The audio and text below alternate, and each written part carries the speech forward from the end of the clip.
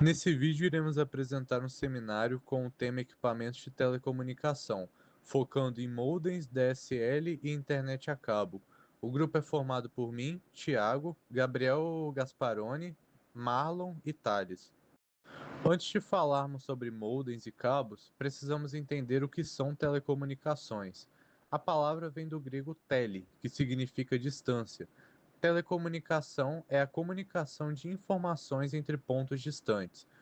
Isso pode acontecer por meios físicos, como fios e cabos, ou sem fio, como rádio e satélite. O que se transmite pode ser voz, dados, imagem ou vídeo, qualquer tipo de informação. Hoje, as telecomunicações estão presentes em absolutamente tudo que está conectado, do celular no bolso ao satélite que orbita a Terra.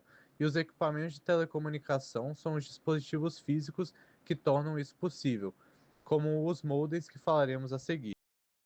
Essa imagem resume bem a evolução das telecomunicações ao longo da história, da pintura rupestre, passando pelo jornal, telégrafo, telefone, rádio, televisão, celular, até enfim chegarmos à internet. Em 1837, o telégrafo e o código Morse permitiram transmitir mensagens codificadas por longas distâncias usando fios de cobre, sendo a primeira grande rede de comunicação física do mundo. Em 1876, o telefone de Bell transmitiu a voz humana por esses mesmos fios. No início dos anos de 1900, o rádio eliminou a necessidade de fios. Em 57, o Sputnik inaugurou a era dos satélites. Nos anos de 1960, a ARPANET conectou os primeiros computadores em rede, e foi daí que a internet surgiu. Nos anos 90, ela chegou ao público geral, e é aqui que entra o nosso próximo equipamento, o modem. Bem, o modem é o equipamento que tornou possível a conexão dos computadores domésticos à internet. A palavra é uma junção de modulador e demodulador, e essa função de modular e demodular sinais é exatamente o que ele faz. A utilidade do modem é direta. Sem ele, o computador não consegue se comunicar com a rede. Isso porque o computador trabalha com dados digitais, zeros e uns. Mas os meios de transmissão disponíveis, como a linha telefônica ou o cabo de TV, trabalham com sinais de natureza diferente. O modem faz essa tradução, em tempo real, nas duas direções. Na prática, ele funciona como a porta de entrada entre o seu dispositivo e o restante da internet. Já sobre a sua história, o modem ele nasceu da Guerra Fria. Em 1950, o exército americano criou o projeto SAGE, um sistema de radar para detectar ataques soviéticos, e precisava transmitir essas imagens entre bases distantes pelas linhas telefônicas já existentes. Foi a AT&T quem desenvolveu os primeiros dispositivos para isso, criando o termo modem. Os primeiros modems eram enormes e caríssimos, restritos a grandes computadores militares até os anos 80, quando os microcomputadores os popularizaram. Mesmo assim, um modem custava cerca de US$ 1.000 e transmitia míseros 300 bits por segundo, o que é milhões de vezes mais lento que uma conexão de hoje. Nos anos 90, os preços caíram para menos de US$ 150 e surgiu a era do modem discado. Já nos anos 2000, ele se fundiu com o roteador. A conexão se tornou permanente e DSL e internet a cabo assumiram o protagonismo. Esta é uma foto do Bell 101, considerado o primeiro modem comercial da história, lançado na década de 60. Olhando para essa máquina enorme, é possível imaginar que ela é o ancestral direto do pequeno roteador que fica na sua casa hoje em dia. Ela opera 110 bits por segundo e servia exclusivamente para fins militares e científicos. E esse é um modem roteador ADSL 2 Plus moderno da TP-Link, vendido por menos de R$ 200. Compacto, silencioso, sem fio e capaz de conectar vários dispositivos simultaneamente. 70 anos separam essas duas imagens, e nesse período o equipamento ficou milhares de vezes mais rápido, menor e muito mais acessível.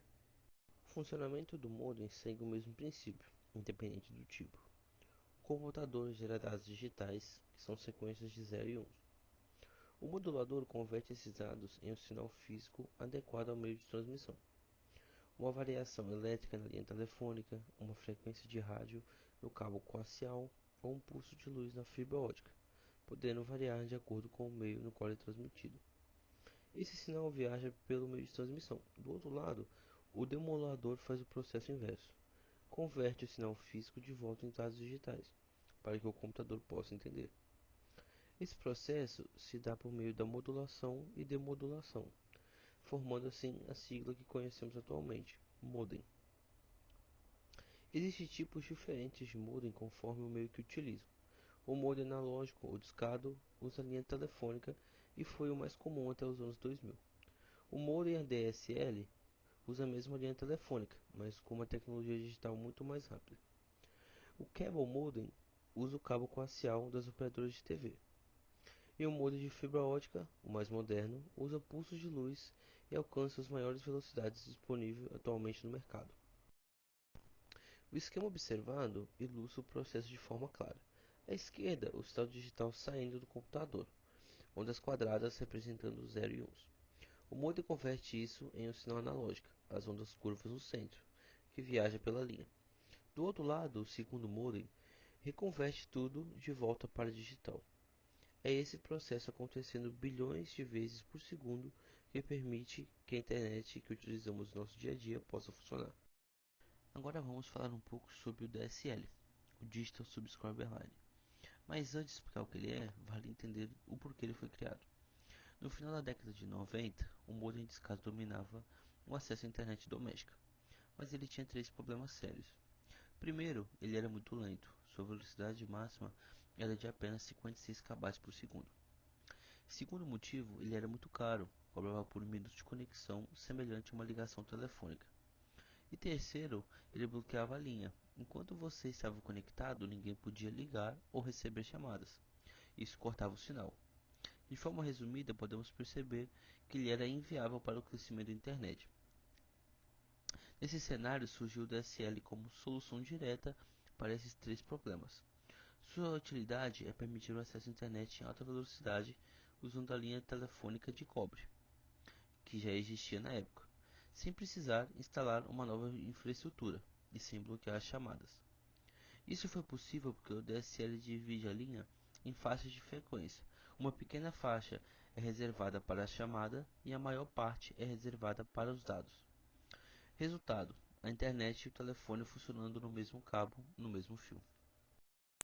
Dentro da família DSL, vão existir diferentes tipos, cada um desenvolvido para uma necessidade específica. O ADSL ele é assimétrico e é algo mais comum para residências. A velocidade de download vai ser muito maior que a de upload. E isso faz certo sentido, porque em casa a gente baixa muito mais conteúdo do que a gente envia. E o alcance dele vai ficar por volta de 256 kilobytes por segundo e 40 megabytes por segundo. E essa tecnologia popularizou a banda larga no Brasil nos anos 2000. Já o SDSL, ele vai ser simétrico e vai oferecer uma velocidade de upload e download iguais. Ele é mais usado por empresas que precisam enviar grande volume de dados, como backups em nuvem e videoconferências corporativas.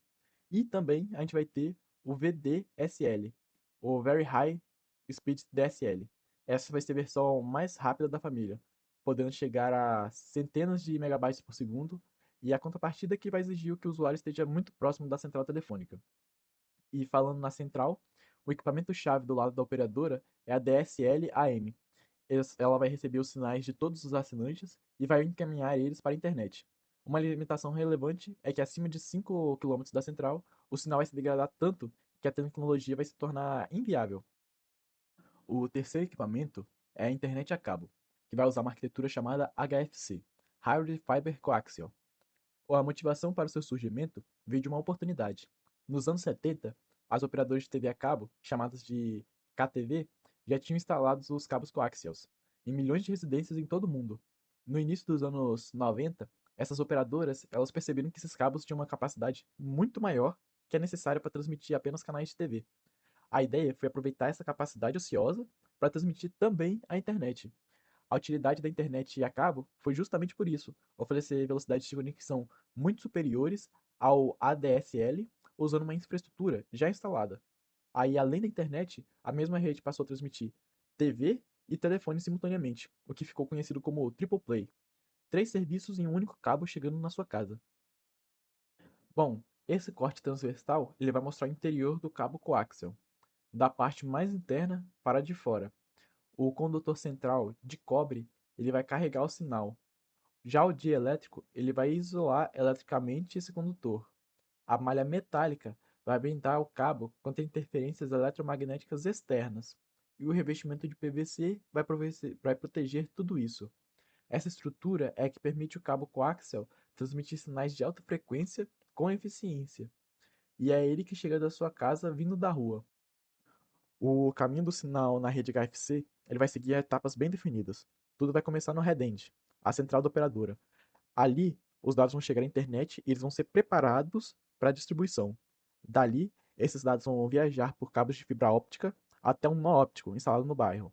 A fibra óptica ela vai ser usada nesse caso porque ela vai suportar velocidades altíssimas e de longas distâncias sem ter nenhuma degradação do sinal. Já no nó óptico, esse sinal luminoso ele vai ser convertido em um sinal elétrico, que esse sinal vai seguir pelo cabo coaxial, aquele que já foi instalado nas casas para as TVs, até a residência do assinante. Na casa, o cable modem ele vai receber esse sinal e vai entregar esses dados para um roteador ou para o computador.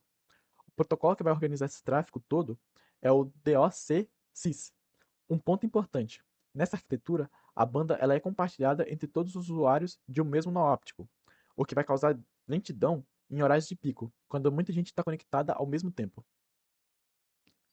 O DOCSIS, Data Over Cable Service Interface Specification, é o padrão técnico que define como os dados vão trafegar nas redes de internet a cabo. Ele foi criado pela Cable Labs em 1997 e ele foi adotado como padrão internacional pela UIT. Desde o lançamento, ele evoluiu de várias versões.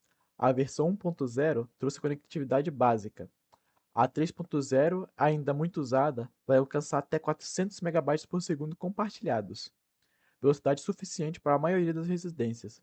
E a versão mais recente, a 4.0, prevê velocidades de até 10 gigabytes por segundo de download e upload simétrico, colocando a internet a cabo no mesmo nível das melhores redes de fibra óptica do mercado. Bom, agora nós vamos falar sobre os principais fabricantes desses equipamentos e os preços praticados no mercado. No cenário mundial, os maiores nomes são a TP-Link, líder global em roteadores e modems, com produtos para todos os bolsos. A ARRS e a Motorola, muito populares em cable modems nos Estados Unidos, e a Cisco, que é referência em equipamentos corporativos e de infraestrutura de alto desempenho. Eles completam o grupo da D-Link, Netgear e Asus, todos com uma presença relevante no mercado doméstico. No Brasil, além dessas marcas internacionais, temos a Intelbras e a Multilaser como fabricantes nacionais com boa penetração no mercado. Vale lembrar que a maioria das operadoras de internet fornece um modem ou roteador junto com o plano, então boa parte dos usuários nem precisa comprar o equipamento separado. Para quem comprar por conta própria, modems e roteadores básicos custam menos de R$ 100. Modelos intermediários com Wi-Fi dual banda ficam entre 150 e R$ 400. Equipamentos topo de linha com Wi-Fi 6 ou Wi-Fi 7 pode ultrapassar facilmente os R$ 1.000. Nos Estados Unidos, cable modems DOCSIS como o ARRS SB6190 são encontrados por 80 até $150. Bom, agora vamos para algumas curiosidades. Primeiro, aquele som icônico do modem discando, os chiados, os apitos, bom, eles não são aleatórios, era literalmente o som dos dados sendo transmitidos. Cada frequência representava uma combinação diferente de bits. Quem estava na sala podia ouvir a modulação analógica acontecendo em tempo real. Segundo, em 1980, um modem custava $1.000 e transmitia 300 bits por segundo. E em 1998, apenas 18 anos depois, o preço havia caído drasticamente para $149, na qual isso foi impulsionado pela industrialização em massa e pela concorrência entre os fabricantes. Terceiro, o DSL e a internet a cabo ainda estão em operação em boa parte do Brasil, especialmente onde a fibra ótica ainda não chegou. Elas são tecnologias com mais de 30 anos, mas seguem conectando milhões de pessoas. Quarta e última, toda a infraestrutura do cabo coaxial que as operadoras usam para a internet foi originalmente construída para transmitir televisão, com pequenas adaptações. Esse mesmo cabo passou a entregar TV, internet e telefone, 3 serviços em um mesmo fio.